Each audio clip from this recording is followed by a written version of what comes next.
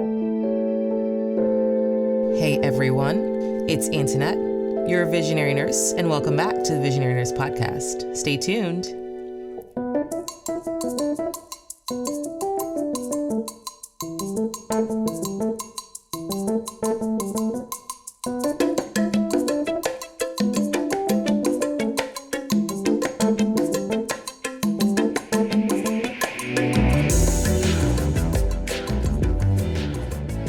So hey everyone, it's Antoinette, your host of the Visionary Nurse Podcast. I'm so excited to be able to give another episode of the Visionary Nurse Podcast. We've kind of been in this theme of community engagement and looking at a variety of different ways that people are putting their innovation, their community engagement into practice. And I'm really excited to have our next guest coming up that's going to give just a unique perspective on the ICU. I always like being able to feature those who are looking to innovatively and creatively put into play the things that they have experienced firsthand, whether it's a nurse, whether it's another professional. It's always such an exciting experience to think about how can we take the skill sets that we have and put them into practice. So for those who are tracking with me for the first time, again, my name is Antoinette, and the purpose of this podcast is just to accompany the work I do as a community health consultant and coach and mentor for nurses.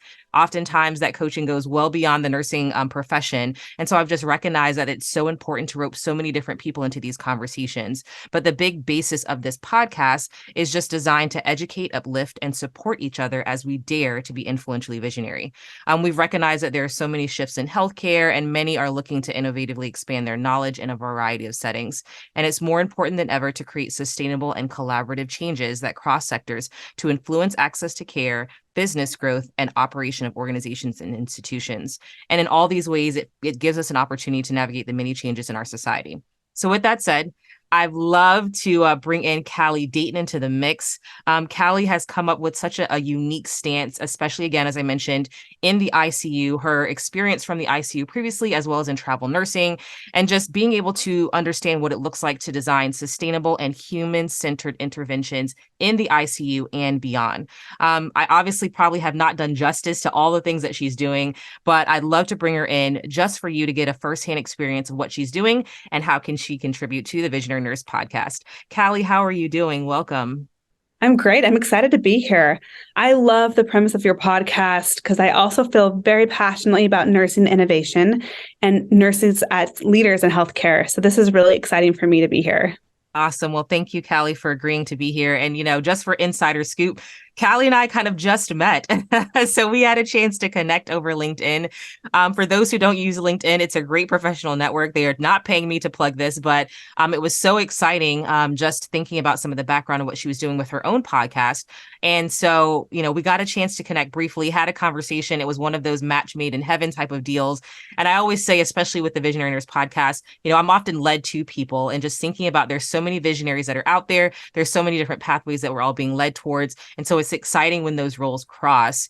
And so, Kali, maybe if you could just give the audience, just a little bit of your background, your current roles, what you're passionate about right now, just so people can get a chance to know about you. Absolutely. So I'm a nurse practitioner, and I started my nursing career as a pretty new nurse, I think almost 14 years ago, in an ICU that is completely different than most other ICUs throughout the world. So in my interview with a nursing manager, they asked me, would you be willing to walk patients on ventilators? And I was a new graduate. I was excited. I was totally naive and oblivious. And I said, absolutely. I'm all about that. I will totally walk patients on ventilators. Didn't really know what that meant. Didn't know why they were asking me that, because I did not have ICU experience. I didn't know that throughout the rest of the world, every patient that is intubated is automatically placed into a medically induced coma or sedated, usually deeply, and does not mobilize. So this is about 2011, I think. I started working there, and no one made a big deal out of the fact that for almost 30 years, they've allowed patients to wake up right after intubation and even walk shortly after, unless there's an indication for sedation, such as seizures, intracranial hypertension, the inability to oxygenate with movement, those very rare and extreme exceptions that necessitate sedation. And then, they have patients that if they have the capacity to walk, they are walking, unless there's a contraindication to mobility. So everyone treated that as just as routine as giving an antibiotic. So that was just one of the things that I learned and accepted as normal during my training. And I worked there for a few years and never questioned what we were doing. I was used to having patients communicative, writing on a board, texting me. I knew who they were. I was used to them pretty much getting themselves out of bed and helping them walk around the unit. I mean, even on high ventilator settings, I've walked patients on a PEEP of 18 and 100%. It's a high acuity medical surgical ICU. So they get, it's been unofficially kind of an ARDS unit throughout the years because of their care and outcomes. So they get transfers from all around the region for ARDS patients, even before and especially during the COVID pandemic. They had one of the highest COVID ICUs in the state of Utah. And they continued this practice of allowing patients to be awake, mobile until they needed to be prone and paralyzed, and then right after. So that was my experience, my foundational knowledge of critical care medicine. So I was completely oblivious and unaware of the reality until I became a travel nurse a few years later. And immediately upon entering the next ICU that I worked in, the lights were dim. Every patient was in bed. They looked like they were sleeping. There was really no sign of life except for the vitals on the monitor. And it felt different, but I was, going in with an open mind. I got my patient assignment and my patient on a ventilator was sedated.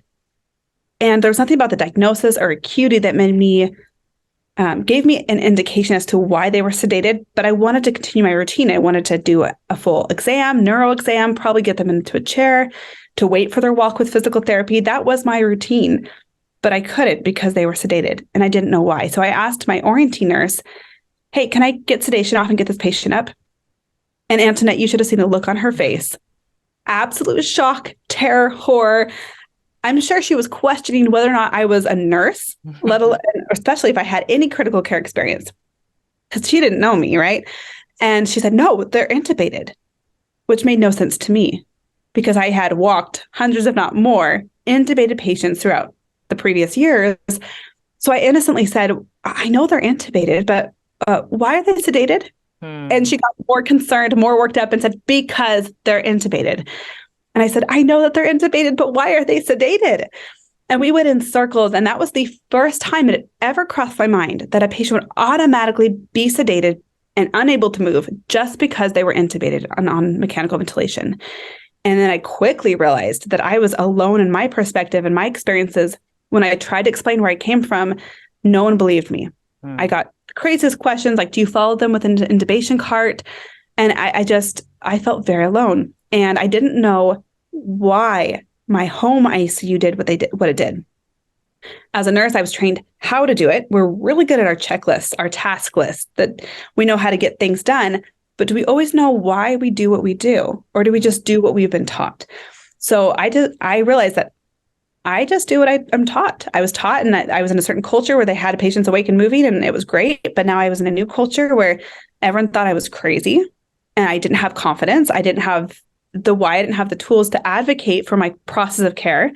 And I ended up just going with what was done in the other 11 other ICUs I worked in for the next few years as a travel nurse. When I returned to Salt Lake City, Utah for graduate school, I went back to that ICU. And I almost had another culture shock. It was like, oh my gosh, you're right. These patients are probably even sicker than the ones that I have been caring for, but they're actually walking out the doors. They're successfully extubating. And I just saw the difference in outcomes. I enjoyed work again. I was having human contact. I knew what my patients needed. I knew if they were in pain. I loved that unit and the process of care that I was immersed in. And I had to find out why we did what we did. So I started looking into the research, which I should have done years before. And things were starting to make sense, but it wasn't until I was on an airplane ride and I sat next to a survivor that asked what I did for a living. And I told him I was an ICU nurse, and the color just dropped from his face. And he started to tell me what it was like for him to be in a medically induced coma when he was in septic shock from a perforated esophagus following a procedure. And it was gruesome, graphic. It was 4 years after his discharge, and he was sobbing to me as a stranger, telling me what he experienced. And I thought, this has to be 1 in a million. Because I thought back to all those patients that I had sedated during my travel experiences. And I'm like, they were sleeping, right? And I had this big question. Is his experience the norm? Have I misunderstood? realized that we have a huge problem, and that all these wonderful clinicians, all these colleagues I worked with, and all these other ICUs throughout the years did not know what I was learning. And if they knew, they wouldn't treat patients the way that they were. So then I felt this mantle upon my shoulders, right? This weight of responsibility, like I had this dirty secret. And I didn't know, I recognized that I couldn't convince people that I had walked patients on ventilators as a travel nurse. How was I going to bring this change? Anyways, one day I had a very distinct revelation from, I believe, the divine, telling me to start a podcast. I didn't listen to podcasts. I had no idea how to start a podcast. It was terrifying to me, but I could not shake this compelling feeling. It would wake me up in the morning. I'd have to grab a pen and paper and write out what topics to do episodes on, what order to do. And it came with the distinct impression that I had to have 30 some odd episodes in the following 2 months. So for context, I started the podcast recording in January of 2019. I had received that revelation December of 2019, started recording the next month. I had to have episodes out by the beginning of March, like 32 episodes. Wow. I had no idea why. Wow. Cognitively, I was like, this is insane. This is not how podcasts go. But spiritually, it was, you have to do this, and you have to do it this way, and you have to do it now. So I just buckled down and cranked out those episodes. You talk about with your podcast, people find you, or these connections just happen. And that's exactly what happened. Survivors came out of the woodwork, colleagues, researchers. I mean, it was just not my podcast. I just felt like I was a spectator. So put out these episodes, and boom, COVID hit. God shook me by the shoulders and said, you don't understand. This is for COVID.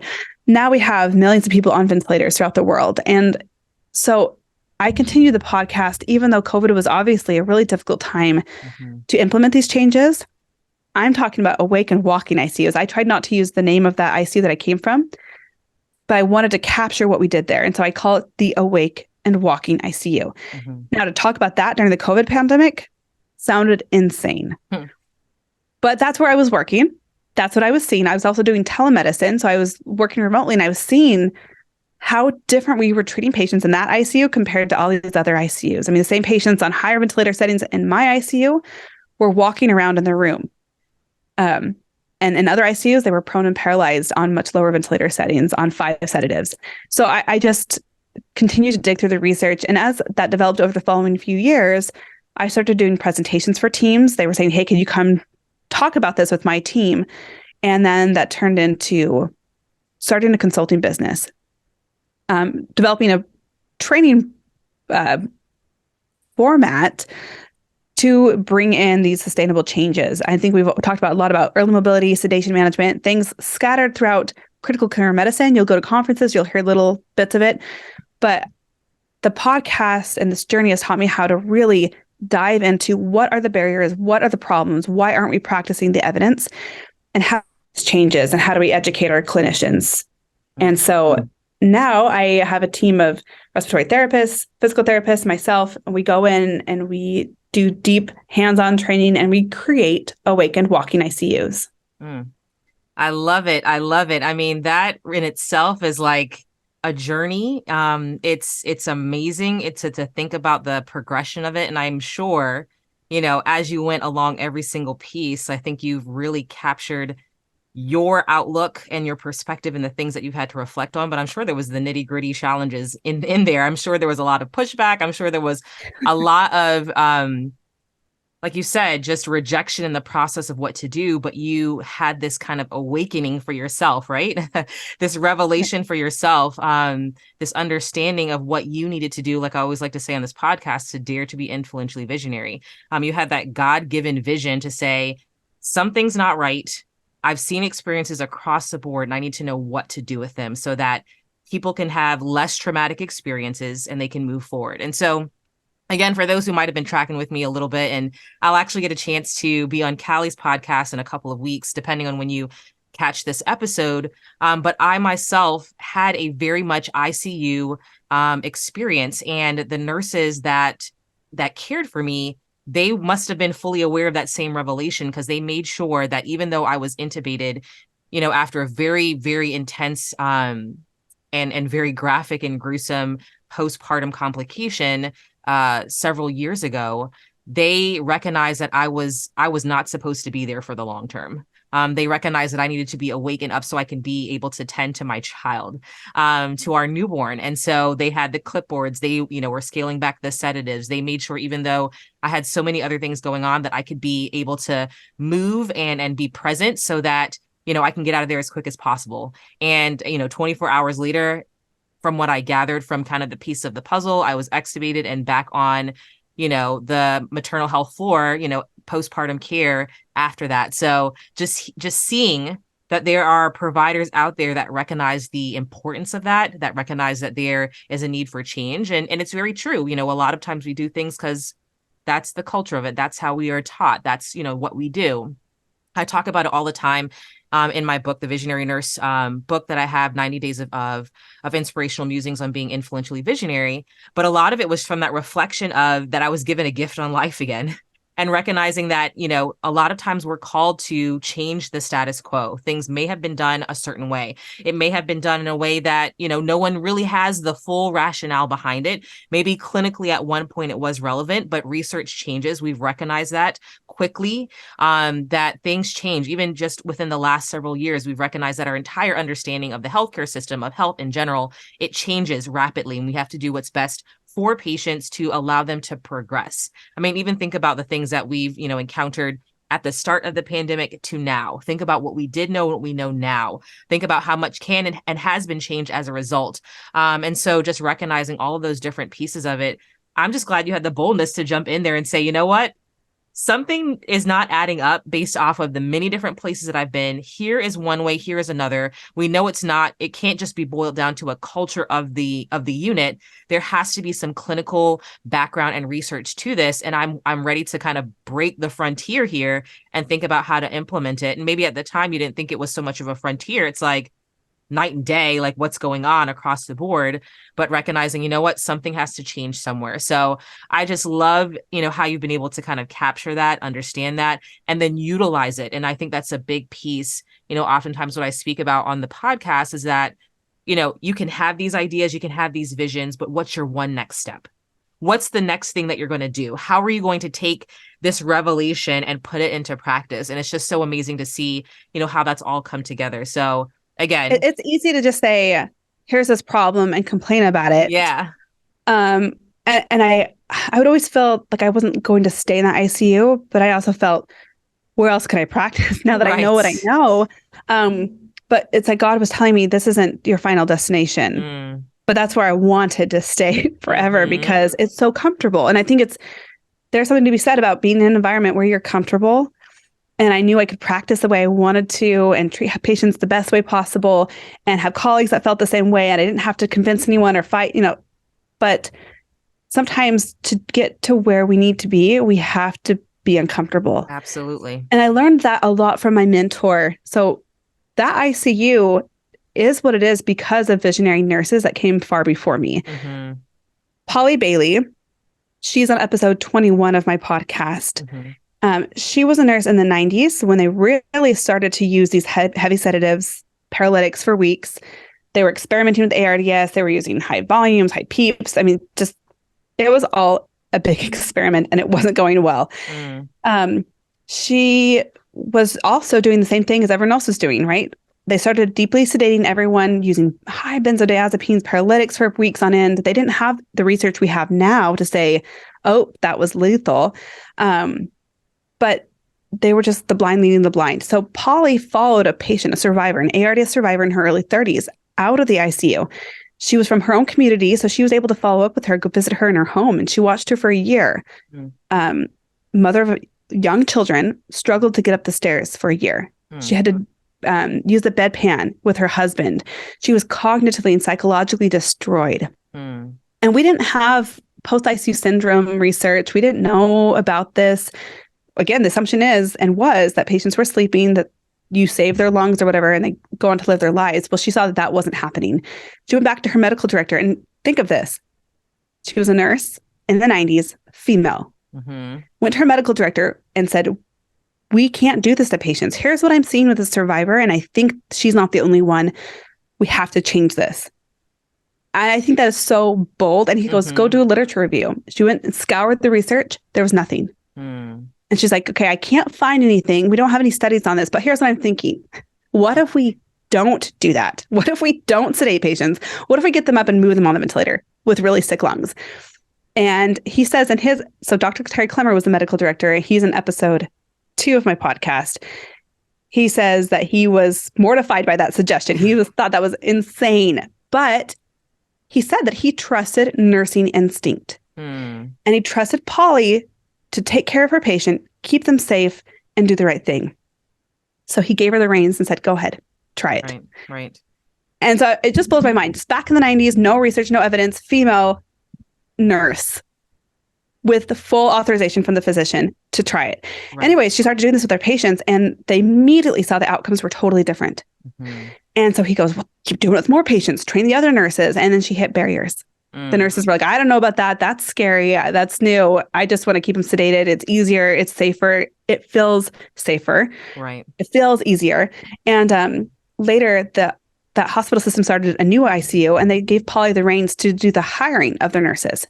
So she got to pick nurses from nursing homes, not ICU nurses, pick them totally new to ICU experience and said, here's the ICU. Here's what we do. We don't sedate them. We let them wake up after intubation and we move them. And that's how she, as a nurse, established that culture. And one of the nurses with her that had buy-in early on was Louise Bestian. And now they later became nurse practitioners, and they still, there they are 30 years later running that ICU.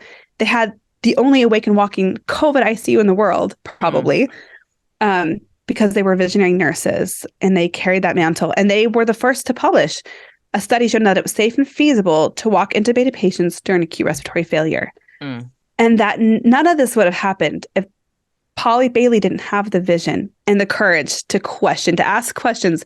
Why? What if? Why not? And to just go for it. So yeah, I told nurses that if you think it's scary now to be the first to bring these changes, try being Polly Bailey. Right. So for me, yes, it was scary. It felt vulnerable. I thought it was going to be career suicide to start my podcast, right? I was challenging the entire ICU community. I really try to do it in a tactful way because I feel like I've been complicit with it. You know, who am I to point fingers? But it's still, we got to be clear about what we're doing and the harm that's happening.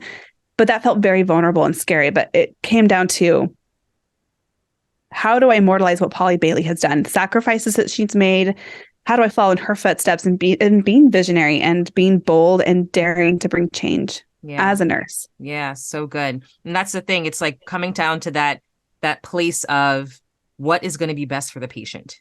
What is going to be best for the patient? And I think that's the biggest piece in being visionary in anything that you do. You recognize something has to be better for the patient. It's not about, some claim to fame. It's not about disrupting the status quo for the sake of it. It's recognizing this is what I see. This is what's physically happening. This is where I recognize that there has to be some shift as we move forward, and then moving forward with that. And it's so important to be able to create space for that. Right. There's, especially in this day and age, it's so important to, now there's more hubs for innovation in hospital settings and those types of things. I imagine your mentor, and maybe even when you were first starting, there was no space for that. There's no space for brainstorming. There's no space for rethinking. When you think about some of those adverse events that happen, and there's these debriefing moments that happen after them that you have to really, digest and think through and process what could have been done differently. You don't want to have to get to that point, post-mortem. Like, you want to be before all of these things happen. You want to think about change that can happen to prevent that from happening. And a lot of times, unfortunately, with our healthcare system, it's been much more of a reactionary versus thinking about how to prevent and how to do things ahead of time. And so I think, when it comes down to it, for those who may be questioning, I have an idea, I have a thought, I've seen this in real time, how we need to shift things. Think about the well-being of the patient. Think about what can change for the betterment, for quality of life, and just for that person to be able to continue to do what they need to do.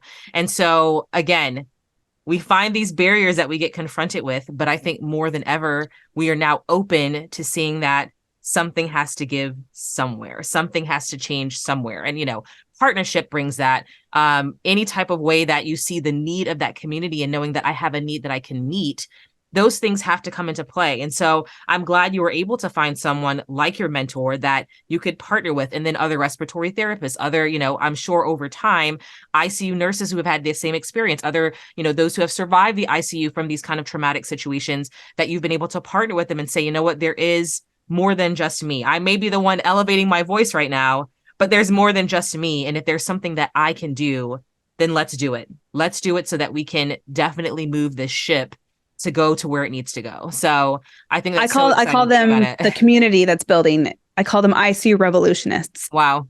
There you but go. They're leading the revolution within their ICUs, and they are so inspiring. And so, yeah, I won't deny that it's been a really difficult, arduous, challenging journey.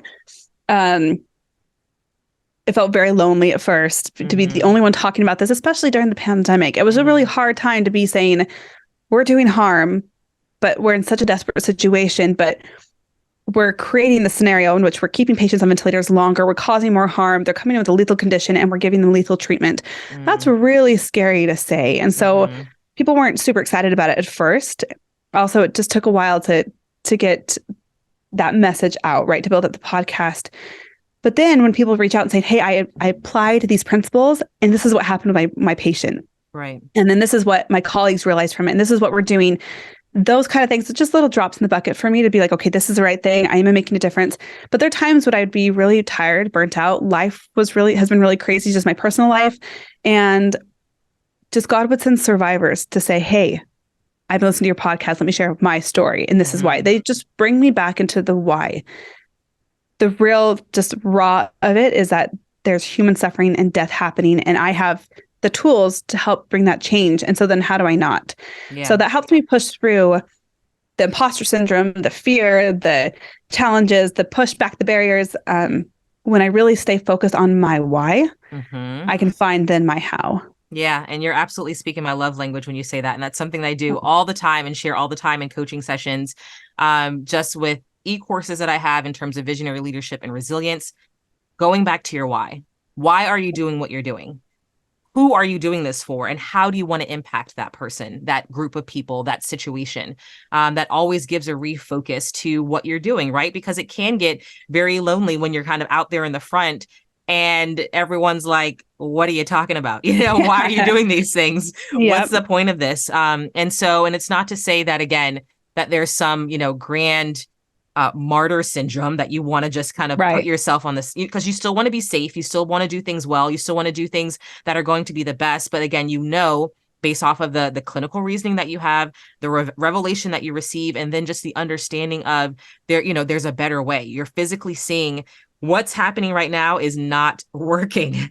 Something has to shift somewhere. And even if it seemed like this is all we know, there still has to be an ability to critically think, because that's kind of one of the essences of nursing, right? Use your critical thinking skills to recognize what is best in this moment, in this time, in this capacity, so that you don't continue to have this train of situations that are happening. And especially, again, when there are new things that are being revealed, when there are new situations, diagnoses, things that you've never confronted before, you really have to put into practice like, hey, I've never seen this particular isolated solution, but from my critical understanding, from my clinical reasoning, from the different things that I've acquired, from the opportunities, and then also the God-given vision that is inspiring this, there is a way to create something that's going to work. I mean, it's with any major innovation that exists to man. This is not isolated to this one particular situation, but it's anything, absolutely anything that we've uncovered and understood. And so I'm glad that you push past,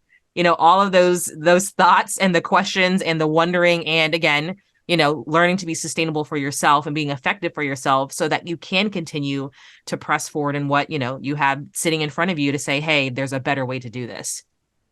And it's hard. It's hard to turn certain things into a business. I mean, yeah. Everyone around me would say, logically, this is a business opportunity. But for me, it was like, no, I just want to.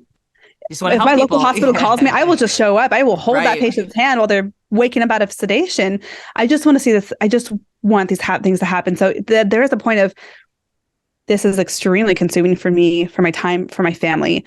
And you do have to take care of yourself at the same time. So it's hard when you're navigating these new endeavors. And from a nursing perspective, nursing heart, we just want to help people, which is absolutely the right motivation, but we also have to be logical about it as well. Yes. So that's been a huge learning curve, a lot of psychology and personal barriers to overcome and throughout this journey, because it really, I can't scale this if it doesn't become more of a business. And financially, I mean, what I'm seeing with teams that I've worked with, they spend thousands to save millions. Mm-hmm. This is how big of an impact this makes. So you develop that process, you get validation, and then you get more courage to make it bigger, to get it to where it needs to go. But I didn't start the podcast with any vision of making this a business. Right. I felt like I'd be amazed if anyone listened to the podcast.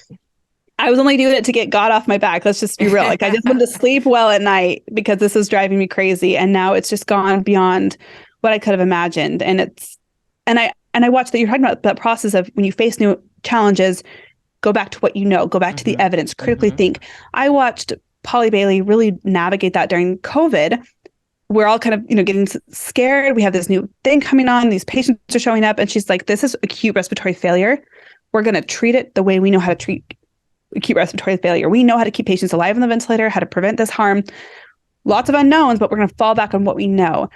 And so I can try to continue that as I face new barriers with teams that I'm working with. I'm like, okay, go back to the evidence. Let's critically think. Let's lean back on what we do know as we face the unknown. Right. And that's such a good piece of advice, again, especially as you push further and further out of comfort zones, like you talked about.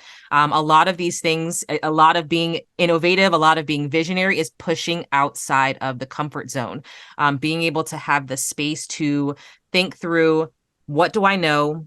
What do I know now? And how can I implement the two together to make something that's going to change the trajectory, be a change agent, as I always like to, kind of define as a visionary nurse, being that change agent to push past, things that could potentially change, like you said, millions upon millions based off of the new opportunity to take information that might have been there and apply it in a new way. I mean, that's the essence of innovation, right? And I think the other piece that you hit on, especially for those who may have been tracking for a little while, just thinking about for nurses in general, I often like to feature, others who are not in the nursing profession. So cross-sectoral collaboration is a big thing for me.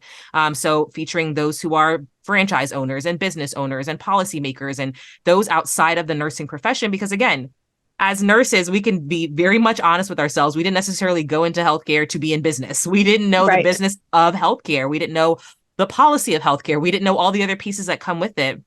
And so there are many of us, especially now, when I started my business 5 years ago, I felt like I was the only one out there saying like, hey, I want to look at the community as a patient. I'm taking my role as a pediatric nurse practitioner, recognizing that if families and children are to be better, the community has to be better. So how can I provide a consultation on the community front to think, before patients even get to the clinic and I'm jam-packed with patient after patient after patient trying to solve these major issues within the community, how can we take what's in the community, educate the community, provide the resources that are needed? And then one step further, how can we better educate other nurses to be more sustainable, to be able to have better work-life integration, to be able to be innovative in their approach so that they show up to work more sustainably and more effective. Those who are receiving the care receive it. Those who are in the community receive the education they need.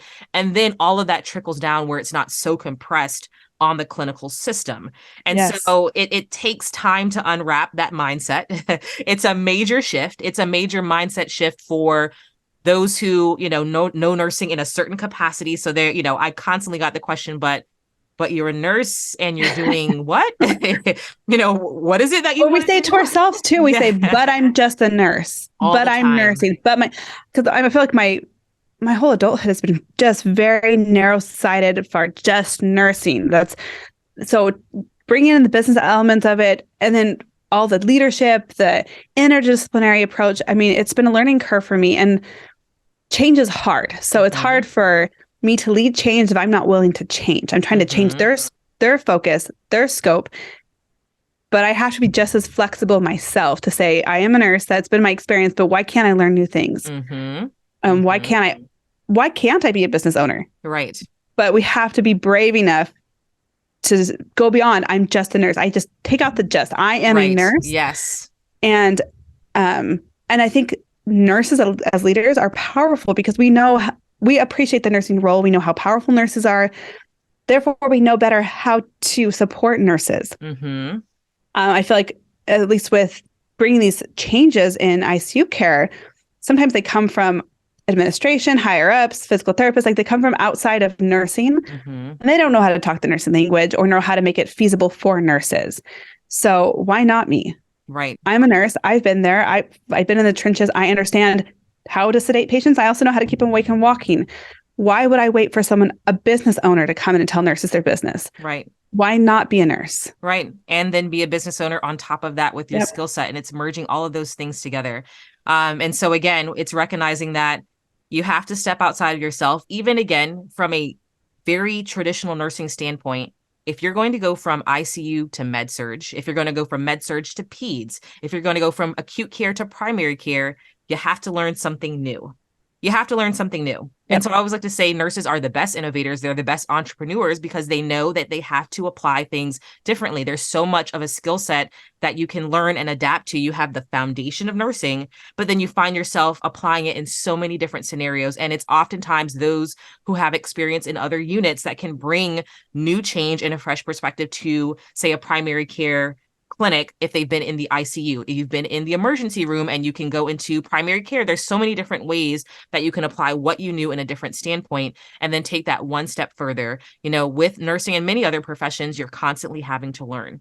So why not learn a lot of other pieces of that puzzle? It's all a part of learning. It's all a part of staying relevant. It's all a part of pulling it all together. And so there's so many different things. I'm sure we'll have to have a part like 5, 6, 7, 8 to all of this because it's such a rich conversation. Number one, just our own personal perspectives of what we've had to push past, but then also strategically utilizing, what we are individually skilled at. Even though we're both nurses, our trajectories, our focus is different. Our focus in terms of what we have a skill set in is different. And so I think that's such a fresh and a refreshing reminder that there's so many different ways to slice this pie. There's so many different ways to apply it, and it's needed. But also at the same time, our big main vision in it is to do better for those around us, to make sure that there are others that have what they need, to make sure that patients are cared for, whether it's on an individual level, whether it's on a systems level, whether it's on a community level, whether it's on a policy level. It's taking all of those things. It's using the best of what nursing is. It's assessing, it's making that plan, it's putting that treatment, it's in that care of action, but it may look like an individual person or it may look like an entire ICU unit or whatever it is, but you're applying that same understanding and that knowledge and then pulling in some of those extra things. So if anything, I love the conversation and I love that we've gotten a chance to cross paths. And I know it's going to be great to continue to have these kinds of conversations. And hopefully other nurses will also come out of the woodwork and say, you know what? I've had an idea for a long time and I want to implement this. I need to think about this. I want to partner with something on this. So it's always so interesting. Again, something I always like to say is just talking about that power of one, that one step, that one movement, that one opportunity to really figure out how to make that change. Right. And so I'm so glad that you figured out how to take that one step. Like you said, it started off with the podcast, but then it's blossomed into so much more. You just had information that needed to get out there. You had to take this kind of divinely inspired press to start producing something. And as a result, it completely shook up the status quo and you're getting a chance to re-educate people in what they need to do. So I think that's always such an important reminder, again, as nurses and as anyone who's looking to implement something new, start with what you can.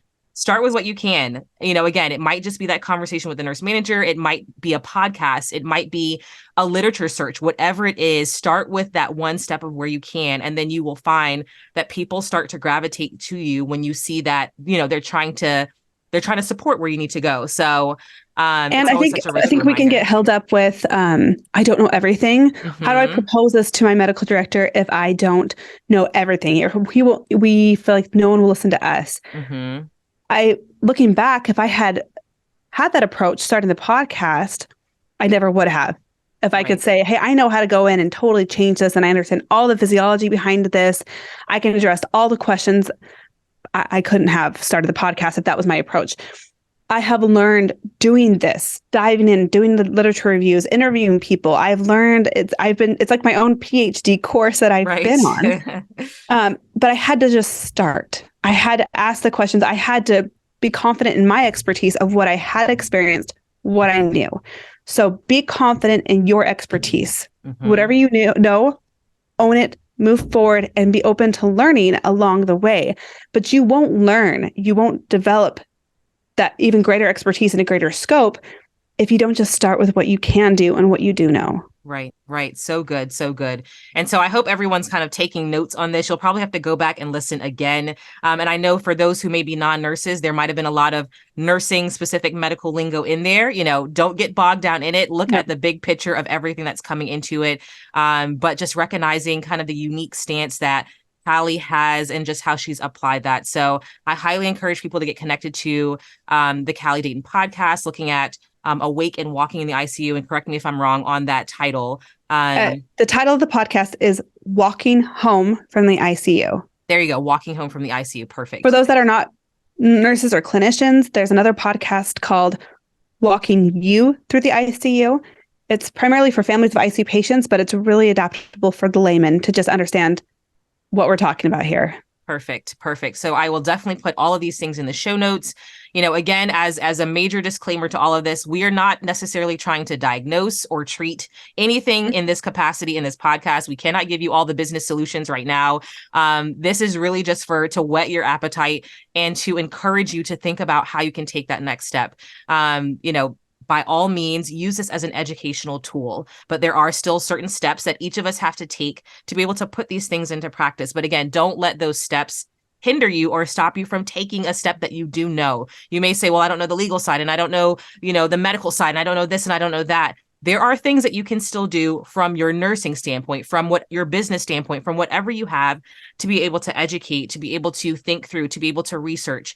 So both of us have had to learn along the way. We've both had to put measures and practice. And again, as a big disclaimer in it, all of this is for educational purposes. We can't say that our solutions are end all be all, but we know that there's literature behind it. We know there's solutions behind it. And we know based off of the experiences that we've had, these are things that we can put into play.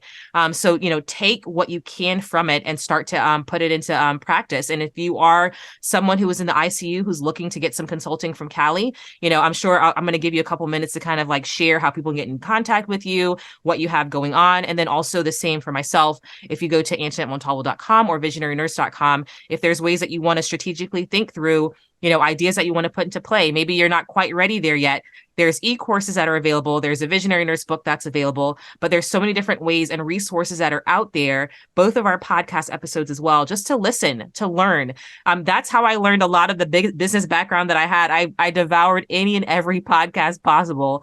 As you said, Kali, you were trying to do a PhD in the things you had to learn. I felt like I was doing a master's and PhD in business, a degree that I did not think that I was going to attain in that capacity. I'm not saying I have that now, but all the learning that have had to be done, every local library book that I could check out and every group that I could join until I had enough working knowledge to move myself forward. And then, of course, there are things out there like the Small Business Development Centers, the Small Business Association. There's so many different ways to pull it together. You're not alone in the resources. So there's definitely ways, but I don't know if you can share a little bit, Kali, about how people can get in touch with your business, a little bit of the essence of what you do, kind of a last promotion piece so that people know, where do I go next? What's the next step? Yeah, a lot of my businesses started because visionary nurses were hearing the podcast and saying, I want to bring this change. And even before I get involved, they've often brought so much change. It's really neat to see nurses step into their role and leading their teams through this, but it's a big thing to change. So they need backup help. So I work with ICU teams. I provide webinars for all the disciplines of the ICU. Every ICU team member participates in the webinars, and then I go on site with physical therapists, respiratory therapists, sometimes an occupational therapist, to provide hands-on training. We participate in rounds. We weigh in on current patients, help them navigate how to treat their current patients, applying the things that they learn in the webinars, and then we do simulation training. And we really just assess overall where is their team out in this journey, what are the gaps, what are the barriers, and provide solutions. And we collaborate interdisciplinary approach to make this happen. And my goal is to provide them the tools to continue to succeed and to provide a sustainable process of care so that they can become awake and walking ICUs. And so anyone can contact me with my website, DaytonICUconsulting.com. Within that website, there is a resources tab, and that provides the transcripts and citations for each podcast episode for both my podcasts. I always encourage everyone, especially nurses, to go and read the transcriptions, look into the citations, read the research for themselves. You can set up a consultation with me. There's a consultation button that's accessible on the homepage. And I'm happy to talk about anything with anyone about what they're wanting to do with their ICUs. And happy to present at conferences. Anything I can do to get this message out is within my focus right now as a business owner and a nurse practitioner. So good. So good. Well, Kali, thank you so much for just offering your experience, your expertise, your pathway and journey, lending it for someone else to learn from it as well. Thank you for being a truly visionary nurse and being able to push the envelope so that you can see better care delivered for patients, for families, and just the general outcome. So that's all the time that we have. It's been such a wonderful conversation. Thanks for those who have tuned in. And again, go back and listen to this episode. Go back and kind of think about what's your one next step. What can you do? What is that thing that's kind of that pain point in your community, in your clinic, in your job, whatever that is? And what's that one solution that you may be able to bring to the table? I always like to say, you are the solution that you're waiting for. So find that thing, find that solution, know that the vision is inside of you, and use that to dare you to be influentially visionary. That's all the time we have. We'll talk soon. Stay visionary, be well, and we'll talk to you later. Bye.